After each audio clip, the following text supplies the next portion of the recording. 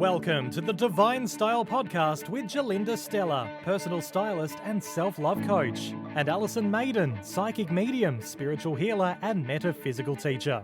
Each episode you'll experience spiritual lessons to cultivate self-love and self-expression so you can become the best version of you. Hello, I'm Gerlinda. And I'm Alison. Today we are talking about mediumship. So we're going to be asking the question, are you a medium? I discovered very recently that I am a medium. I thought it was very interesting because at the time I've always thought that you had to be able to see spirits in order to be a medium. And I found out at one of your workshops, Alison, which was incredible, that I had this ability to talk to spirit. Yeah, exactly. And no, you don't have to just be able to see it all. And we've spoken before in podcasts about the different psychic senses, and the way that mediumship works is basically that the spirit will use what your strongest senses are. So it may be that you're clairaudient, where you can hear them speak, or you can sense them by being clairsentient. You know, clairvoyancy is just one part of it. Amazing. And with that, when it comes to being a medium, is it hereditary? Because I know my mother definitely can talk to spirits, and my father, I believe, has a bit of a hidden talent there. Do you have to? Are you born with it? Is it something that is hereditary through your family, or can you just be gifted with it later in life? Yeah, that's a really good question. A lot of people ask me the same question about this, and this is something I think is definitely passed through families, and your DNA is a very important thing, obviously, for many reasons, but it does hold psychic genes, if you like, and so if the grandma's psychic or great-grandma was psychic, and it can miss a generation and then it can come in, and so, you may be born to parents who are not, put it this way, there's a lot of people that are psychic, but they just don't acknowledge it, okay? So you may be born to parents who don't acknowledge that ability, yet it's very strong in you because it was very strong in grandma. So, yeah, absolutely it can be passed through families. But being a medium is something that is gifted to you from spirit, and it's for a reason. And so, even though the majority of the human race have got some psychic abilities, mediumship is actually quite selective, and you're born a medium. You can't sort of develop it in later life, although you can get rid of the fears surrounding it, which will then bring it out more. And unravel what's been hidden. Yeah, exactly, yeah. And there is a big difference between being psychic and being a medium, isn't there? Yes, yeah. So medium is specifically about talking to spirit, or not necessarily talking, but having those conversations. Communication. Yeah. Because often people have experiences in their homes where maybe, loved ones are coming through, and maybe not necessarily in their homes, but they're having experiences where they are smelling roses or smelling their person's fragrance, which we have spoken about on previous episodes as well. Would that necessarily mean that you're a medium? No.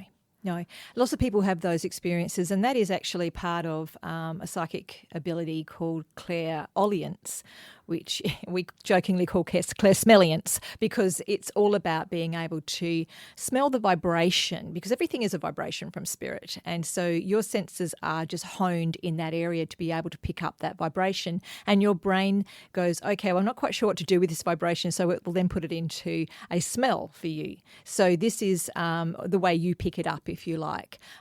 Most people actually do have that ability to be able to pick up or sense smells. And it's very different to, I know there's a mental health issue where people can smell colours and things like that. It's extremely different to this. So this is where you can smell something that was very much a part of that person's life. For instance, if they were a smoker, or if they wore a certain perfume, or they love their garden, you might be able to smell earthy sort of smells, the dirt sort of thing. And that just gives you a strong impression that it is that person that is around. So on that level, it can be mediumship to that point, but it's not being able to converse with them or have like long conversations with them, which a medium does. Okay, and do mediums talk within their own family as well? Because often people do say that they, know when their family members are around. Is it more about having the experience of being able to sense other people's loved ones that have passed? No, not at all. You can definitely sense your own family members. Quite often, though, if you are going through grief, it does I describe it like a big thick blanket that wraps around someone. It's more difficult for that person to reach the person they want to talk to because of the grief, and it's almost like they want to talk to them because they are in grief and they want that reassurance that they're still there, yet it's the grief that is stopping that communication. So then it's easier to go to a medium and get that confirmation, because that medium, of course, is not blocked by the emotions of the passing. Amazing. And something that I learnt recently, and I find this really fascinating, I thought ghosts and spirits were the same thing, but they're very different, aren't they? Yes, yeah. Well, I mean, people have certain terminologies for lots of different things, and I suppose people say, oh, the spirits in my house, etc. But in actual fact, yes, they are different. So a ghost is an earthbound entity or someone that's trapped. And when we are talking about ghosts in houses, it could be that the house has been haunted by previous occupants, or it could be that the land was haunted by people that might have had, something terrible happen there. For instance, a murder, or around this area in particular, we have a lot of Indigenous people that were horribly slain. In the early years, sometimes those spirits can still hang around, and so they sort of haunt the area. And that is someone trapped on the fourth dimensional plane, which I've explained to you before is the astral plane, or just around us. So therefore it's quite close to us. So we can see and we can sense and we can feel them normally, quite often. So if there's someone living in your house with you, you would certainly know about it. And you don't have to be a medium to have those experiences. This is amazing. I think we're going to have to do a whole podcast just on ghosts and hauntings. It's complicated. It is complicated. It is. Yeah. So when it comes to spirit, so when somebody is discovering, I guess, that they potentially are a medium, so maybe they have blocked some stuff from when they were younger, knowing that they could have those communications, is it always somebody's loved one who's passed that they are communicating with? No, it can be friends, and I've had on a lot of occasions where someone will come through and I'll mention the name and they'll say, oh, that was my next door neighbour. And, and as the conversation goes on with the neighbour, they're desperate to get in contact with one of their family members. And so they've used this person that used to live next door to them, who's actually talking to a medium, to do that. Incredible. So, yeah. Oh, and I find this amazing because this has actually happened with you and I in conversations. I've mentioned a friend's family member who's passed, and you'll say, oh, they're here, and they would love you to share this with them. And it's just amazing to be able to have that gift, to be able to give people that comfort in a time where they do, where they are really wanting to connect back with a loved one, because they are still here. Yes, absolutely. And I find it is, I feel spirit rescue and spirit contact are the most important aspects of my job. And a lot of people come to me for psychic readings as well, but that's a whole separate thing for me. This is important in so many ways. And I've been doing this a long time now. 40 years is a long time. So, over the years, I've had people say, they've had more relief from one session with me than they had with, 10 years with a psychiatrist. But I'd believe that. That was quite interesting that was said. But I think that what happens is that, people have unfinished business, and things that are unsaid, things that sometimes have been left too long. That's why I say always validate your loved ones while they're here, because once they've passed over, it's harder to do that, and it's harder to get that confidence that they are hearing you or that they are listening to you, which of course they are, but you have to have validation. Human beings need validation. So yes, we provide validation, absolutely. So how would someone know if they're a medium? Well, it's, as I said, it's from birth. So usually what happens is at quite a young age, you'll start to either hear or see or feel, or maybe all three, spirit around you. And spirit are the ones that are in the sixth dimension, or the heaven, if you like, where we go, a spirit world, where we go when we pass over and we end up in the right place. That's the sixth dimension. So when you can tune into that higher level dimension, not just the fourth dimension, which where the ghosts are, the higher level dimension is that sort of that little bit of an extra reach, if you like. So, your abilities will allow you to move interdimensionally or through the dimensions, to be able to contact these people, because that's what they were. Are they called spirit mediums? Yes, spirit mediums will only talk to spirit. So we have a few famous spirit mediums, and they are James Van Praagh, He's quite a well-known one, quite an old fellow these days, old James, but a very well-known one. And look, incredibly accurate with his abilities, but he's a little bit biased, and he thinks that spirit mediums are the be-all and end-all, and psychic mediums just a bit lower on the scale. We all know there's a lot of ego when it comes to spirituality. It's not meant to be that way. It seems to be. There's an Australian lady that used to be on Sensing Murder. That was a fantastic show. Yeah. She's. I think she still does. Groups and things like that around the place, and her name's Deb. And I feel like she's a very, very good spirit medium as well. Like, she was absolutely amazing on that show, spot on that show. So, yeah, look, we've got some great ones out there. Psychic mediums are a little bit rarer to find, accurate psychic mediums. So what's the difference then between a spirit medium and a psychic medium? So a spirit medium will only talk to people who have passed. They won't give any other information other than, I've got Uncle Fred here, he's wearing a red tie. Oh, yes, he always used to wear a red tie, things like that. So just validation stuff. And they'll just talk about their life on planet and, what that might mean to you as a family member. Psychic mediums can actually hop on the timeline and we can see future events. So the two things people often think are very separate, and sometimes people will separate them as well. I have a dear friend in Victoria who's a brilliant psychic medium, Donna Abrahams, and she'll say, what do you want, a psychic reading or a mediumship reading? So she will separate the two. I tend to blend and the two whatever together. Comes through. Yes, exactly. So, you may have a loved one come through and they'll say, this is me, this is how I passed, so that we validate who they are. And then they'll say, right, what are you doing with your life? And start to give you a bit of guidance on that one. So they come through as helpers. Yeah, absolutely. Because, a lot of our family members end up being our spirit guides. And spirit guides are always people that you have karma with. So it's either from this life or previous lives. That's why we can get a bit exotic with it and have, Egyptians and Indians and whatnot. But the spirit guides are here to be able to help us on our path and to help us fulfill what we came to do. And a lot of people are under that assumption of, oh, well, they're meant to be helping us find, joy and love and all of the perfect things in life. When in actual fact, they're helping you with your lessons, because you come here for lessons and to learn, and not all the lessons are going to be great. So when people come back and say, well, this happened and it was horrible, and I'm saying, well, that was meant to happen that way and you had to experience that, but now let's take the good part out of it and not the bad part. What did you learn? What did you experience? And what are you not going to do again? Remember that repeating pattern?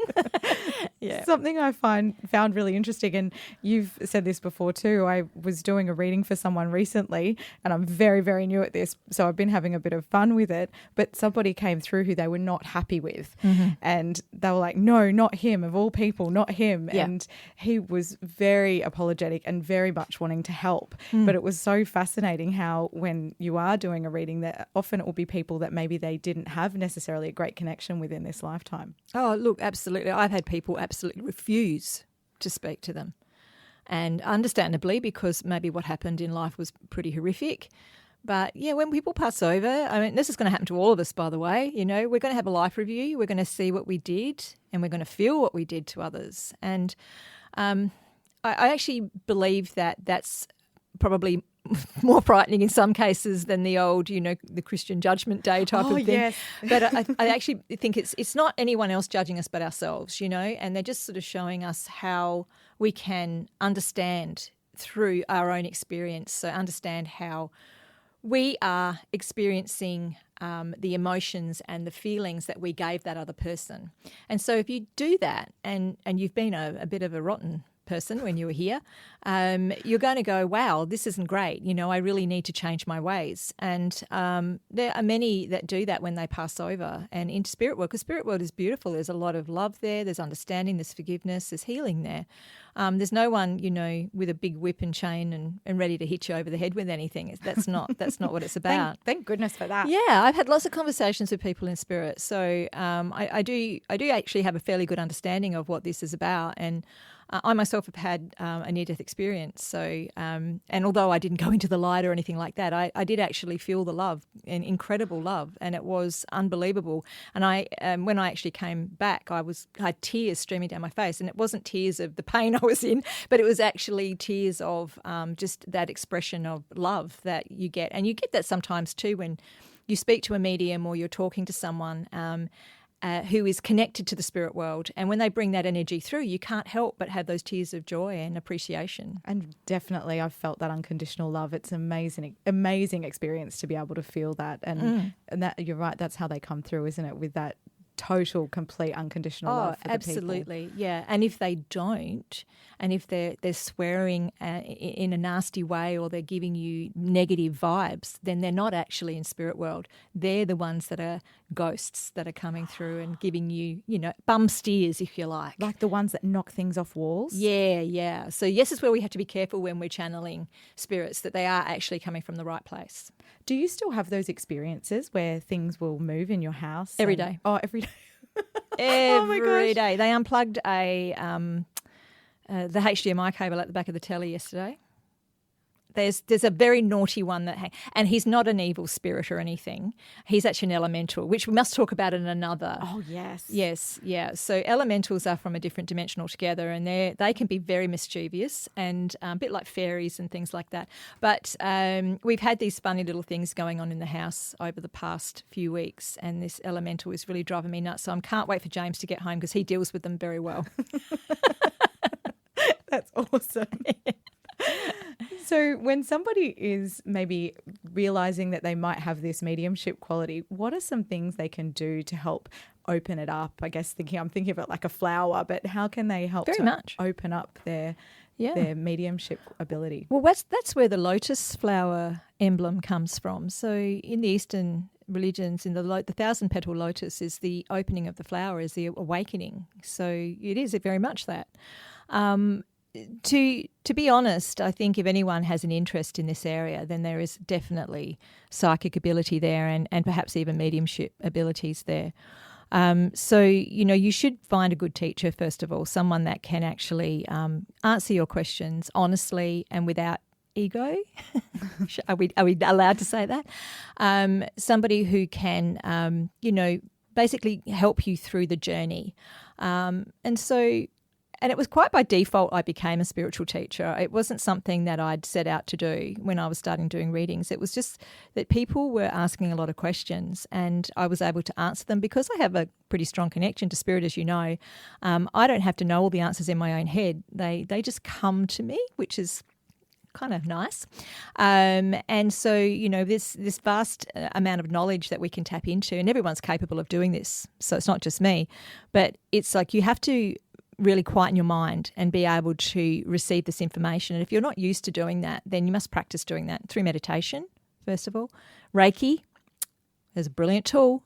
Reiki really opens people up, as you know. I do. I've done both Reiki 1 and 2 and Seishem, and I'm about to do my Reiki Masters, which I'm very excited about. It is an incredible experience to be able to clear a lot of the subconscious beliefs, but also some of those things that are just within us that we're not sure why we're feeling the way we're feeling, and to be able to release that from our body and from our mind to be able to clear our way through to be able to have those connections with spirit has just been incredible. And I love feeling them around me. I mean, I get a sense of touch, so I can feel them when they're sort of touching near my face or and I think we've spoken about before, like the cool breeze, but it's a loving sense, not a scary sense. However, I have had some other experiences where I have heard some other voices. I've heard some weird animalistic type sounds, and I think we've spoken about before, but Reiki has been able to help clear those, along with calling in Archangel Michael and to be able to move through some of those maybe experiences that are a bit strange. I mean, I see faces change shape with my eyes closed, and I think these maybe have happened before, but I wasn't aware of it. Yeah. So that awareness, like you said, it's that the flowering and the awareness that comes with it. When people are opening up their mediumship quality, these are some things that can happen, can't they? That other things can. Oh, definitely. Yeah. And it's all about vibration. And that's why I say to people, you must raise your vibration high enough to get over those lower entities. So that's how the Reiki helps, because Reiki will get rid of a lot of the past life fears, etc. And in level 1, we do a lot of clearing of you personally. Level 2 is more you then using the energy And there's 3 ancient symbols that then help to be able to clear energy and open up the portals to the higher dimensions, and so that you can get a clear access to spirit world. So I find Reiki is a wonderful tool in so many ways. It protects and it also brings in unconditional love, which of course the lower entities are actually wanting, to be honest. They just want understanding and they need help, but at the same time they can become quite naughty. And if they were not good people when they were here on the planet, when they haven't got a body anymore, that doesn't change anything. So they can still be quite mischievous and sometimes quite destructive. So we just need to be very careful about who we're listening to when we're mediums and make sure that we do our daily practice. The spiritual hygiene, as I've spoken about, spiritual hygiene, you must clear your energy. You must make sure you virtually have that spiritual shower every day where you go through and you do your meditation and you do your white light, and you do have certain meditations that I have that can actually get rid of things that are attached to you. So I always give my students these meditations to do daily. And then once you're in that practice, you're pretty much right. You shouldn't have too many problems. I think definitely having a good teacher, and Alison, as you said, you're an incredible teacher in this field. You've been doing it for such a long time. Oh, thank you. And I mean, I've learnt so much, and I see the results in the people that you're teaching as well. I mean, they really do blossom and flower and come out of themselves and trust themselves more and gain that intuition. When this is happening, I think often people think that the healing journey is all light and love and happiness and joy, but there are some really dark moments, and I say dark in a light sense, but it's that releasing of emotion that's been blocked up within us. Yeah. And that I've seen you handle that so well. Often I think myself as a complete empath, I'm there blubbering with the person next to me. But has that been something that you've learnt to be able to, help without sort of getting drawn in that empathic way? It's so funny you should say that, because I joke around about this. I was born with all of the necessity I needed to be able to get to this end path, and I was born a Virgo. So Virgos are quite earthy, and we don't really get involved in emotional stuff too much. Okay. And I'm also an 8 life path, so that makes me a strong leader. And I also have compassion in there as well in my chart. But I spent 10 years as a paramedic, and during that time, you have to detach yourself so you can get the job done. If you're standing over someone crying because they've been hurt, you're not helping them. So it was wonderful training for me. Wonderful. That is really spot on, because when we do get involved in other people's emotions and start doing that, we can hinder, not help. Yeah, exactly. So I do find that everything I've done in my life so far on the earth plane, the non-spiritual stuff, has been absolutely for my spiritual path. And, everything that I've done has been exactly what I needed to do in order to get me to this point. And I think that's the same for all of us. Nothing's ever wasted. And like you said, if you do have these abilities, this is a gift that we have the capacity to give back. Exactly, absolutely. And I think that everybody needs to understand it. They need to not be frightened of it. They need to use it in the correct way, because you can do a lot of harm with words, So we just have to be careful about how we deliver messages. People aren't sometimes equipped, I have to check myself quite often, because living as I do with spirit all the time, not being fearful of death and having no real connection. I recently lost a family member last year, and I found myself not grieving over his passing, but rejoicing for him. Not the fact that I wasn't going to miss him or I didn't love him. I did love him deeply, but I can hear him all the time laughing at me. But, this is the thing. You get to a certain point where you realise that it's just a doorway to another place, and that, when you can actually hear them or speak to them, it just makes it so much easier. And you don't have the grief anymore. The grief isn't there. And that's a really interesting point, because grief isn't necessarily what people say it is either. You can make it whatever it is that you want. Obviously, there's a process a lot of people do go through when it comes to grieving. But when you understand that they aren't gone, that they are right there with you, is magical and beautiful. Yes, and I think that's the actual gift of mediumship, is to be able to reassure people that they're not alone, their loved ones are still there. And eventually when, we all pass, it's going to happen. The meat suit eventually has a use-by date and we've got to get out of it. We know that there's somewhere wonderful that we're going to go and then we're going to see all these people again. And I also teach people not to get stuck as well on the way through. Yes, because oh my gosh, that is such an interesting thing to say, because people do get afraid to go over, and some people don't even know that they're still here. No, that's right. And that's when we find the ghosts. Yes, yeah. So we must talk about ghosts. We will definitely be talking about ghosts next episode. Okay. When it comes to this stuff, so with mediumship, I think it's really great so people can start to understand how that they might have this ability if they're getting those messages through. So they need to listen to our previous episode about your psychic abilities, because that's got the way that they communicate to you. But how can people increase it? So we spoke about meditation. That's definitely about the spiritual hygiene as well. So meditation, finding a good teacher like yourself. What else can people do? Well, I think it's a matter of actually listening to themselves and not dismissing it, not second-guessing everything. Write things down. So if they've been giving messages to you, and those messages can sometimes come when you are in a state of going into sleep or out of sleep, when you're earthly life is not important. That phase between sleep can often be when they'll give us messages, and it'll be quick, 1-2 words, sometimes sentences that'll come in. Those things can actually then be built upon. So you can quieten your mind during the day and wait for those messages to come in, and just accepting that they are is the first step. Instead of thinking, it's just my imagination, or that can't be right. So write things down, because you can go back to them later and think, wow, that actually happened, or that person did say that to me, and there it is, it's in writing. So you're not thinking that it was your imagination after a couple of days. It is very funny how I've said to you before, I'm just guessing. You're like, it's not a guess. Yeah, that's right. You have to sort of really talk to yourself about it, and not think that just because you're getting something that's different to someone else, that you're weird, or, people will put you down for this and call you crazy. But let me tell you, I have a lot of crazy people around me if that's the case, because there's a lot of mediums here in Cairns, so many, in fact. It's been quite interesting, the amount of people here, comparison to, say, Sydney or the other places I go. There's a lot more spiritually based people here.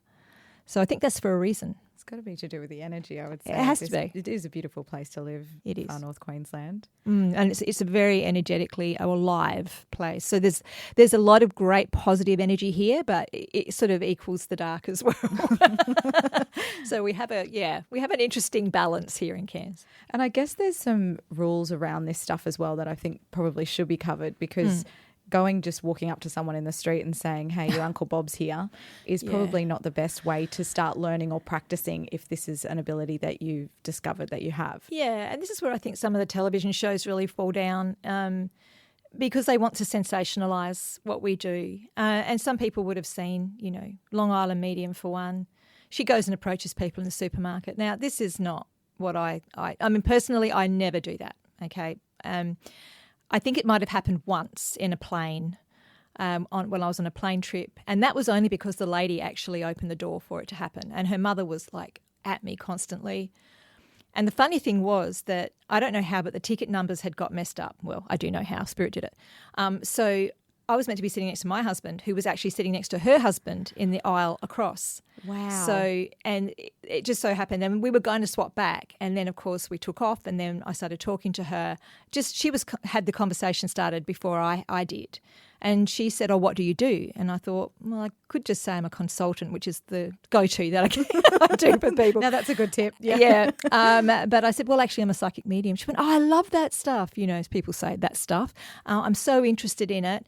And I'd always wanted to get a reading, but I was always too scared to. And I said, okay, so you'd be open to a reading? And she said, yeah. I said, so who's Irene? She goes, oh, my God, that's my mother. Oh. And so we had lots of tears. And, of course, her poor husband, who's sitting across the way, is looking over at me, talking to her, and she's blubbering, and he's thinking, what the hell is that woman saying to her?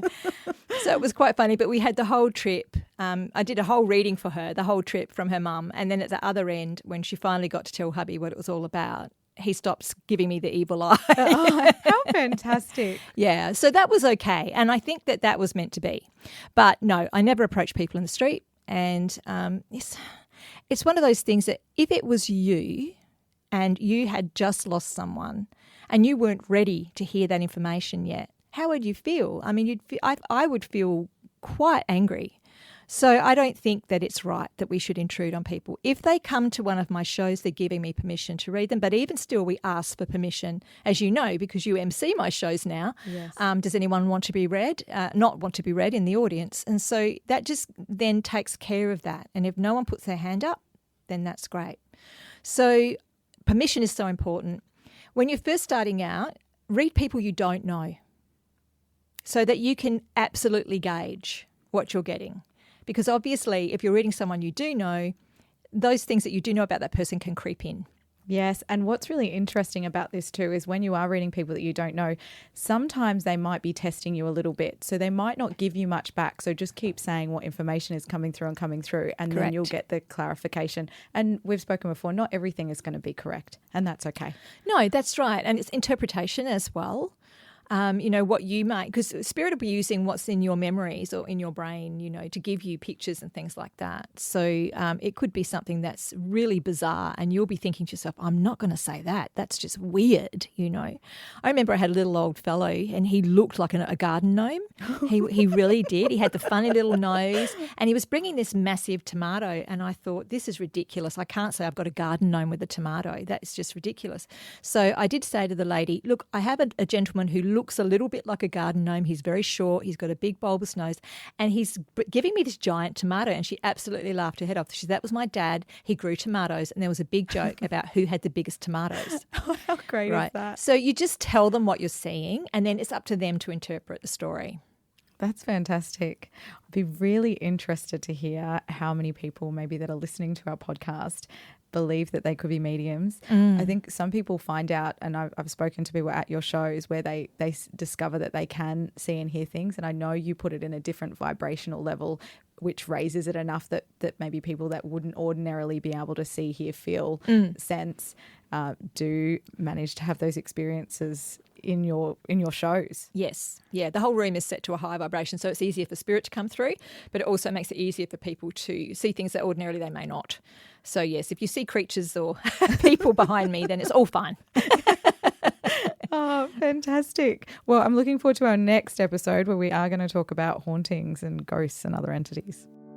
Thanks for listening to the Divine Style Podcast. Please follow, share and tune in weekly for more spiritual and self-love guidance. You can find out more and ask questions at gerlinda.com.au and alisonmaiden.com.